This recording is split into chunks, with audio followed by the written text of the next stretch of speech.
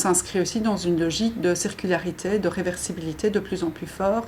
Et donc, à terme, l'ambition, c'est évidemment qu'on ne soit plus dans une logique de monocycle de vie, mais c'est de pouvoir s'inscrire dans un trajet de multicycle de vie. Et donc voilà, c'est pas pour demain évidemment, mais ça veut dire que cette durée de vie, elle doit être vraiment mise dans un trajet de vie du produit, de vie de la ressource, indépendamment de la vie du bâtiment. Et donc une ressource puisse finalement être réutilisée de multiples reprises et pas se dire qu'après 50 ans, 60 ans, elle est jetée à la poubelle. Donc pour l'instant, c'est vrai qu'on a un scénario qui est relativement pessimiste, puisqu'en fait, on assume qu'à la fin du bâtiment, tous les matériaux sont éliminés. Et donc voilà, on sait que cette logique-là doit être totalement inversée. Donc on approche déjà la question de la circularité dans Totem, mais elle ne fait pas partie encore de la méthodologie d'évaluation. Mais voilà, c'est un challenge pour le futur, pour nous, de sortir de cette logique de cycle de vie unique.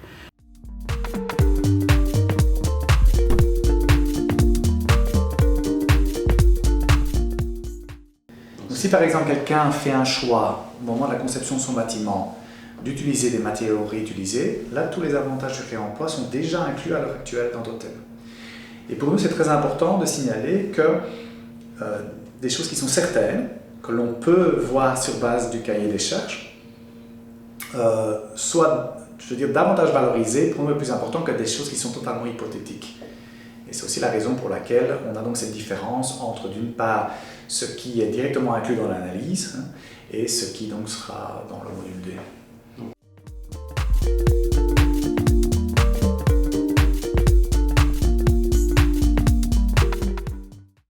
C'est vrai que donc pour l'instant, on s'est valorisé le fait d'utiliser un matériau issu du réemploi ou réutilisé ou même un élément maintenu en fait, dans le bâtiment. Ça aussi, c'est important en fait, de se dire on modélise son bâtiment, mais quand on est dans un contexte de rénovation, on valorise le fait de maintenir des éléments. Et ça, en fait, c'est déjà le meilleur matériau, c'est quand même celui qu'on ne produit pas et celui qui existe déjà. Par contre, sur le futur du matériau qu'on intègre et la manière dont on utilise ces matériaux issus de filières de réemploi, c'est vrai que leur réversibilité, on la répertorie dans Totem, mais d'une manière plutôt qualitative. Donc on indique en tout cas dans Totem, pour chacun des composants, est-ce qu'il est réversible ou pas réversible, selon les fixations qui sont associées à ce composant. Mais ça reste du qualitatif, c'est-à-dire que tout ce que l'on intègre dans son bâtiment et qui a un potentiel de réversibilité, il n'est pas valorisé au niveau de la méthodologie aujourd'hui. Ça vaut pour les éléments issus du réemploi, mais en fait tous les autres éléments, si je conçois un bâtiment de manière totalement réversible, avec des éléments neufs, qui vont demander des éléments de fixation très spécifiques, qui ont peut-être un impact environnemental lourd, mais dont je sais qu'on va plus facilement les démonter pour pouvoir les réutiliser plus tard. En fait, ça, aujourd'hui, on ne sait pas le valoriser au niveau du score environnemental dans Totem.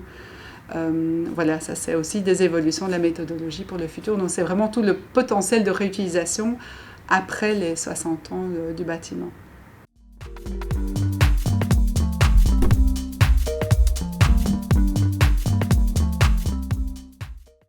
Donc, en fait, pour l'instant, dans Totem, on a uniquement des scénarios par défaut pour la fin de vie. Donc pour chaque catégorie de matériaux, on sait, globalement, sur base d'une enquête qui a été réalisée au sein du secteur de la construction, on a un tel pourcentage de mise en décharge, un tel pourcentage d'incinération, un tel pourcentage de réemploi et un tel pourcentage de recyclage. Et le réemploi, c'est surtout d'application pour certaines catégories, pour des matériaux inertes, etc., où là il y a déjà un pourcentage qui est pris en compte. Ce réemploi, il fait en sorte qu'on évite les impacts liés réellement à l'incinération, à la mise en décharge. Par contre, les bénéfices liés au réemploi, ils ne sont pas pris en compte dans Totem à l'heure actuelle. Pour prendre en compte ces bénéfices, il faudra en fait mettre en place ce qu'on appelle le module D, qui est un module spécifique qui permet de valoriser les bénéfices liés à la production évitée due au réemploi. Donc, par exemple, si on réemploie des briques, on évite dans un prochain cycle de vie la production de nouvelles briques. Et donc ça, c'est l'idée à l'avenir de pouvoir calculer ce module D, mais il n'est pas inclus pour l'instant dans Totem.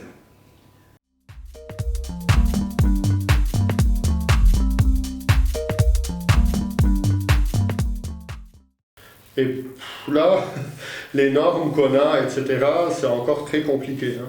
Déjà, la norme, donc le N 15978, donc la norme d'analyse de cycle de vie des bâtiments, elle-même est très linéaire. Donc on lit les modules, c'est A1, A2, A3, A4, A5, B1, B2, C1, et puis c'est fini. Mais comment on veut se mettre dans une philosophie de réemploi, donc d'économie circulaire, si on a des normes qui sortent d'économie linéaire, et les normes elles-mêmes sont linéaires? Clairement, ça ne va pas. Ben, ce matériau qui sort au module C, pour le moment, oui, on va aller, c'est du waste et on le jette. Mais non, ce n'est pas du waste, c'est un matériau, il y a un autre cycle. Donc le C1, c'est le A1 du nouveau cycle. Et donc comment ça marche? On n'a pas les outils dans la norme elle-même qui nous disent comment faire. Donc voilà, une question un peu plus philosophique peut-être, mais il faut peut-être commencer à créer des normes qui s'approprient les concepts systémiques et circulaires pour pouvoir faire plus de circulaire et de réemploi, au lieu d'essayer de coller des normes linéaires sur des concepts circulaires. Premièrement, il faut quand même signaler que le module D, il ne fait pas partie des limites du système. Donc en fait, ce sera toujours une information supplémentaire, mais qui ne sera pas additionnée à l'impact total. Pourquoi? Parce qu'en fait, on regarde chaque cycle de vie séparément. Donc en fait, on a le cycle de vie du bâtiment actuel, et alors le module D, il donne une information concernant un prochain cycle de vie. Le prochain cycle de vie, ce n'est pas d'office un bâtiment, ça peut très bien être un processus de recyclage. Dans une autre filière, ça peut être, admettons par exemple qu'on ait des briques, et ces briques vont être démolies et on va les réutiliser comme matériaux de fondation pour les infrastructures, les routes. Mais dans ce cas-là, en fait, c'est une autre application. Donc, le module D peut très bien ne pas se focaliser sur un bâtiment. Donc ce qui est important, c'est que ces impacts sont toujours une information additionnelle, ils ne seront pas additionnés. Donc on n'aura pas je veux dire, ce degré d'incertitude ne sera pas pris en compte dans le résultat total. Ce qui est, je pense, très important, parce qu'en fait, en effet, il faut éviter de donner trop de poids à des hypothèses ou à je veux dire, des choses qui sont incertaines. Il se peut très bien que dans 60 ans, les processus de fabrication vont totalement changer, que peut-être le réemploi de certains matériaux produits aujourd'hui ne sera pas intéressant. Donc je veux dire qu'il y a énormément d'incertitudes, c'est exact, et c'est pour ça que ce module D est toujours rapporté séparément par rapport au reste.